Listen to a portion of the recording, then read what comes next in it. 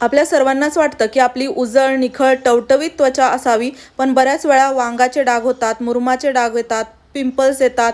त्याचसोबतच काळवटपणा खूप जास्त चेहऱ्यावरती साचतो आणि काही केलं ते जात नाही. माझ्याही चेहऱ्यावरती अगोदर खूप जास्त डाग झाले होते, पण आता तुम्ही बघू शकता चेहऱ्यावरती एकही डाग नाही, पिंपल्स नाहीत, मुरुमाचे डाग नाहीत, काळवटपणा नाही. आणि हे शक्य झालेलं आहे एका घरगुती उपायाने, जे की मी तुमच्यासोबत आज शेअर करणार आहे. 100% नॅचरल हा उपाय आहे. त्यासोबतच घरातीलच काही बेसिक वस्तूपासून तुम्ही याला बनवू शकता.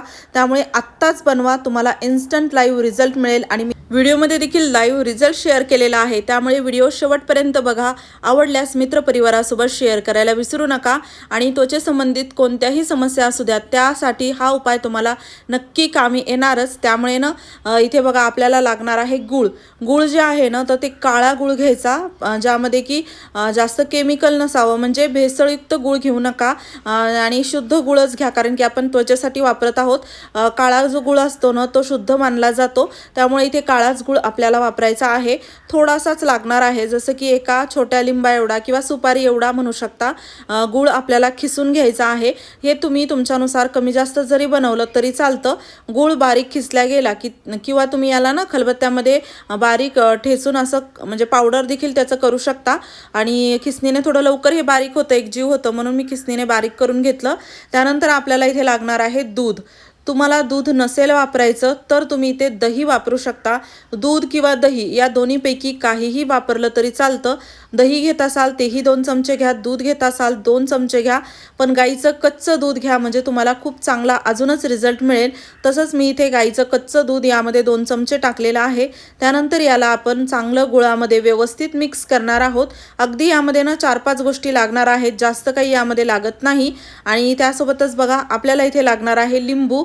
लिंबू एक नॅचरल ब्लिचिंग एजंट आहे, ज्यामुळे की आपल्याला रिझल्टही चांगला मिळतो आणि रिझल्ट परमनंट राहतो. तर 1 चमचा, छोटा चमचा आहे, तर 1 चमचा लिंबाचा रस मी यामध्ये टाकत आहे. दुधामध्ये लिंबू टाकलं की दूध फाटल्यासारखं होतं, तर हे आपल्याला असंच होऊ द्यायचं आहे. पण तुम्ही जेव्हा यामध्ये लिंबू टाकाल ना तर अगदी असं म्हणजे दह्यासारखं हे दूध होत नाही, तर अजूनच यामध्ये असा ना घट्टसरपणा आल्यासारखं आपल्याला वाटतो. म्हणजे हे फाटतं, पण वेगळ्या पद्धतीने फाटतं. जसं की तुम्ही आता बघत असाल अगदी स्मूथ हे दूध दिसत आहे आणि हे फाटलेलं देखील आहे. यामध्ये एक छोटंसं रिॲक्शन होतं, जे आपल्याला रिझल्ट देण्यासाठी महत्त्वाचं आहे. त्यामुळे याला लिंबू टाकून चांगलं फेटून घेतल्यासारखं करायचं, मिक्स करायचं. आणि गूळ बऱ्यापैकी यामध्ये विरघळलेला आहे, तुम्ही बघू शकता. त्यानंतर ना बघा आपल्याला इथे लागणार आहे हळद. हळद जी आहे ना ती अगदी 2 चिमूटभर एवढी हळद घेतली तरी चालतं. हळदी पावडर आपल्या त्वचेसाठी खूप चांगला आहे. अगदी तुम्हाला त्वचा तुमची जसं बऱ्याच जणांची सेन्सिटिव्ह असते, नाजूक असते, आणि तसंही चेहऱ्याची त्वचा नाजूकच असते, तर त्याला म्हणजे इन्फेक्शन होण्यापासून वाचवायचं असेल तर हळदीचा वापर नक्की केला पाहिजे. हे आपल्या त्वचेला आतून बरं करतं. म्हणजे अगदी बऱ्याच वेळा काय होतं, वरवर लावून काही फायदा होत नाही, त्वचा आतमधून देखील रिपेअर झाली पाहिजे, त्यासाठी हळद खूप कामी येते. त्यामुळे ना नक्की हळदीचा वापर करा. आणि त्यानंतर बघा आपल्याला इथे लागणार आहे पीठ. पीठ इथे मी घेतलेलं आहे बेसन पीठ. तुम्ही इथे तांदळाचं पीठ वापरू शकता, गव्हाचं वापरू शकता, किंवा बघा इथे तुम्ही ना मुलतानी मिट्टीचा जरी वापर केला तरी चालतं, किंवा चंदन पावडर जरी घेतलं ना तरी चालतं.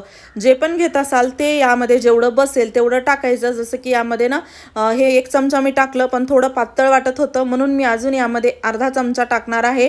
आणि त्यानंतर याला व्यवस्थित मिक्स करणार आहे. वाटलंच तर कसं थोडं बेसन पीठ, थोडं चंदन पावडर किंवा थोडं मुलतानी मिट्टी, थोडं पीठ असं जरी घेतलं तरी चालतं. तुमच्या सोयीनुसार किंवा तुमच्या त्वचेला काय सूट होतं त्यानुसार तुम्ही यामध्ये ते टाका आणि चांगलं व्यवस्थित मिक्स करून घ्या. आणि हो, तुम्ही हा व्हिडिओ कोणत्या गावातून किंवा शहरातून बघत आहात ना ते मला नक्की कॉमेंट बॉक्समध्ये सांगा, जेणेकरून माझा व्हिडिओ कुठे कुठे पोहोचला मला ते कळेल. आता यानंतर ना बघा आपल्याला इथे लागणार आहे कोरफड. कोरफड जी आहे ना तर ती आपल्याला फ्रेश कोरफड घ्यायची आहे. पॅकेटवाली असेल तर तीही घेऊ शकता, पण माझ्याकडे फ्रेश होती, तर अगदी फ्रेश तर कधीही चांगलीच आपल्या त्वचेसाठी. आणि यामध्ये कसं कोणतीच भेसळ नसते. पॅकेटवाली किती नाही म्हणलं तरी प्रिझर्व करण्यासाठी त्यामध्ये काही ना काहीतरी ते टाकतातच, त्यामुळे फ्रेश असेल तर फ्रेशच वापरा. आणि अगदी थोडीशी कोरफड यामध्ये त्याचा गर काढून आपल्याला टाकायचा आहे. आणि त्यानंतर आपल्याला 2-3 थेंब टाकायचे आहेत कोकोनट ऑइलचे. कोकोनट ऑइल आपल्या स्किनला नरिश करतं, मॉइश्चराईज ठेवतं, त्यामुळे कोकोनट ऑइलचा म्हणजे स्किप करू नका, वापर कराच. आणि त्यासोबतच ना कोकोनट ऑइल नसेल वापरायचं तुम्ही आल्मंड ऑइल वापरू शकता, यामध्ये टाकू शकता. आणि ते व्यवस्थित टाकून चांगलं मिक्स करायचं. यामध्ये कोरफड टाकल्यामुळे बघा हे असं थोडं चिकटसर होतं, तर चांगलं एकजीव केलं ना तर हे व्यवस्थित यामध्ये चांगलं मिक्स होतं. आता हे मिश्रण तुम्ही म्हणत असाल खूप थोडं झालेलं आहे. अजिबात नाही, भरपूर झालेलं आहे. मी तर म्हणेल 2-3 व्यक्तीला पुरेल एवढं. अगदी कसं लावायचं हे देखील खूप महत्त्वाचं आहे, किंवा कधी लावायचं हे पूर्ण डिटेलमध्ये जाणून घ्या.